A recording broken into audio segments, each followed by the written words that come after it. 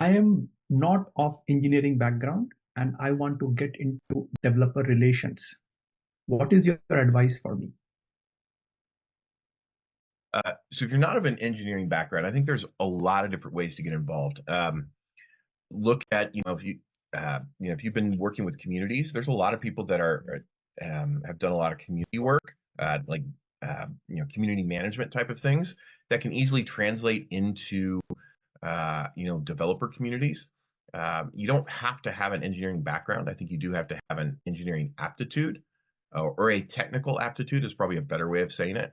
That should be something should continue to kind of flex that muscle, but it's not something that you necessarily are going to um, like have immediately.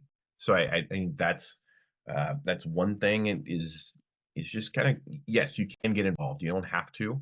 I think if you're going to be a dev advocate, you need to have some type of technical aptitude, and something that can be translated into what the company is doing, that you can apply that. You don't need to be a top engineer. You don't need to be somebody that spent 15 years in tech, but you do need to have a technical aptitude for the most part, and that's going to largely depend on what the product is, what the company's wanting.